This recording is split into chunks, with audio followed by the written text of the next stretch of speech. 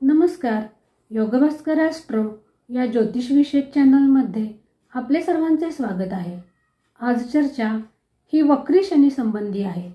दिनांक 30 जून 2024 रोजी रात्री 12:35 शनी महाराज आपल्या कुंभ राशीतच वक्री अवस्थेत जाणार आहे. तेथे ते तब्बल 139 दिवसांसाठी आपले वास्तव्य करणार आहे आणि त्यानंतर शनी 19 नोव्हेंबर 2024 रोजी मार्गस्थ होणार आहे. शनी या वक्र कालखंडामध्ये क्रमशः गुरु आणि राहूंच्या नक्षत्रात असणार आहे. जेव्हा एखादा ग्रह वक्री होतो त्यावेळेस तो तीव्र फले देण्यास बाध्य असतो आणि म्हणूनच ग्रहांचे वक्री अवस्थेतील गोचरीचे भ्रमण हे ज्योतिषशास्त्रात महत्त्वाचे मानलेले आहे. आज वक्री असलेला शनी प्रत्येक राशीसाठी कोणते फळ घेऊन येत आहे या संबंधीची चर्चा करणार आहोत.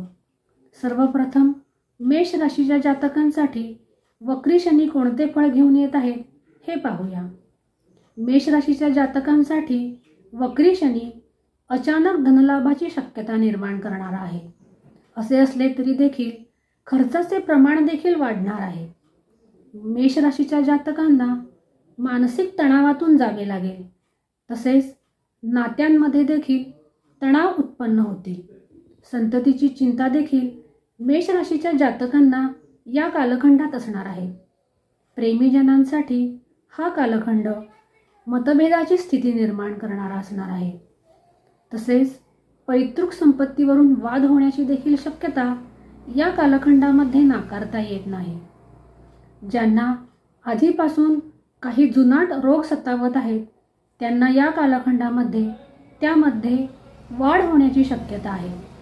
परंतु धनलाभासाठी मात्र मेष राशीच्या जातकांना शनीचे हे वक्री भ्रमण उत्तम फलदायी असेच म्हणता येईल. वृषभ राशीच्या जातकांसाठी गोचरीने शनी कर्मस्थानात विराजमान आहे. येथे तो शश महापुरुष योग निर्माण करत आहे. ही स्थिती निश्चितच चांगली म्हणावी लागेल. असे असले तरी देखील मातृसौख्याची आणि जोडीदाराच्या स्वास्थ्याची विशेष काळजी वृषभ राशीच्या जातकांनी घ्यावी. जर अचल संपत्ती म्हणजे भूमी, भवन इत्यादी जर खरेदी करणार असाल तर त्यासाठी हा कालखंड उत्तम फलदायी आहे. ज्यांना परदेशात जाण्याची इच्छा आहे आणि त्यासाठी प्रयत्नशील आहेत अशांना या कालखंडामध्ये मनासारखे यश मिळू शकेल. मिथुन राशीच्या जातकांसाठी शनीचे हे भ्रमण भाग्यभावात होत आहे. मिथुन राशीच्या जातकांना शनी हा भाग्येशच असून भाग्यभावात विराजमान आहे. ही स्थिती मिथुन राशीच्या जातकांसाठी शुभ फलदायी असणार आहे. मिथुन राशीला सध्या ढय्या, साडेसाती असे काहीही नाही. त्यामुळे मिथुन राशीला अपेक्षेपेक्षा देखील चांगले अनुभव या कालखंडामध्ये येणार आहेत. लाभाचे योग जुळून येतील. तसेच पराक्रमात देखील वृद्धी होईल. रोग, ऋण यापासून मिथुन राशीच्या जातकांना मुक्तता मिळणार आहे. भाग्याची जोड ही मिथुन राशीच्या जातकांना निश्चित मिळणार आहे. परंतु वडिलांशी मतभेद होण्याची काहीशी शक्यता या कालखंडात निर्माण होणार आहे. मिथुन राशीच्या जातकांनी या कालखंडामध्ये शांत राहण्याचा प्रयत्न करावा. कर्क राशीला सध्या गोचरीने शनी अष्टमस्थ आहे. म्हणजे कर्क राशीला सध्या ढय्या सुरू आहे. कर्क राशी काहीशा त्रासातूनच आपले मार्गक्रमण करीत आहे. परंतु शनीचे गुरुच्या नक्षत्रातील भ्रमण हे काहीसे कर्क राशीला समाधान देणारे आहे. तरी देखील चिंता ही राहीलच.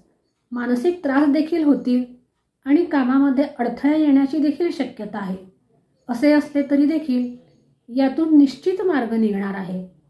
नवीन व्यापार किंवा कामधंदा सुरू करणार असाल तर त्यासाठी कर्क राशीच्या जातकांना हा कालखंड उत्तम आहे.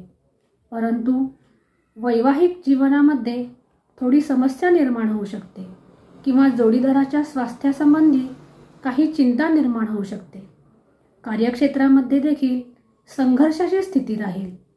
कुटुंबामध्ये कलह होण्याची देखील चिंता या काळामध्ये राहील. तसेच संचित धनाची हानी होण्याचे आणि संततीविषयक चिंता असण्याचे काहीसे योग आहेत. त्यासाठी कर्क राशीच्या जातकांनी सावधानता बाळगावी. कर्क राशीच्या प्रेमीजनांसाठी देखील ही स्थिती मतभेदाची असणार आहे. सिंह राशी. सिंह राशीच्या जातकांसाठी गोचरीने शनीचे भ्रमण हे सप्तम भावातून होत आहे. सप्तम भावामध्ये शनीला विशेष बल प्राप्त होते. येथे शनी बलवान असतो. असे असले तरी देखील शनी हा ग्रह कालपुरुषाचा विषाद आहे, म्हणजे दुःख आहे. आणि म्हणून सिंह राशीच्या जातकांसाठी शनीचे हे वक्री भ्रमण संघर्षाची स्थिती निर्माण करत आहे. मातृ आणि पितृस्वास्थ्याची या काळामध्ये सिंह राशीच्या जातकांनी विशेष काळजी घ्यावी. जरी हा शनी येथे शश महापुरुष योग निर्माण करत आहे, तरी देखील शनी हा ग्रह न्यायाधीश आहे आणि न्यायाधीश असलेला शनी परीक्षा घेऊन नंतरच आपले फळ प्रदान करत असतो. ही स्थिती संघर्षात निर्माण करणारी असली तरी देखील अंतिमतः शनी उत्तम फले देत असतो. सिंह राशीच्या जातकांना या कालखंडामध्ये उच्चाधिकाऱ्यांचे सहाय्य हे फारसे मिळणार नाही. सिंह राशीच्या जातकांनी या वक्री शनीच्या कालखंडामध्ये विशेष सावधानता बाळगावी. कन्या राशी.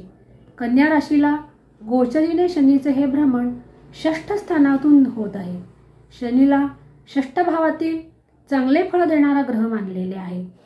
येथे शनी हा प्रभावी असतो. ही स्थिती कन्या राशीच्या जातकांसाठी शुभ फलदायी आहे. कन्या राशीला आकस्मिक धनलाभाचे योग या कालखंडात येतील. तसेच कोर्ट कचेरीच्या कामात देखील कन्या राशीच्या जातकांना मनाप्रमाणे यश मिळेल, किंवा जे कोर्टामध्ये झुंजत असतील तर त्यांना यापासून मुक्ती मिळणार आहे. जे विद्यार्थी स्पर्धा परीक्षांसाठी तयारी करत आहेत अशांना या कालखंडामध्ये मनासारखे यश मिळणार आहे. पराक्रमामध्ये वृद्धी होण्याचे योग कन्या राशीच्या जातकांसाठी निर्माण होत आहे. षष्ठ स्थानात असलेला शनी रोग, रिपू आणि ऋण यापासून मुक्तता देण्यासाठी समर्थ असाच आहे.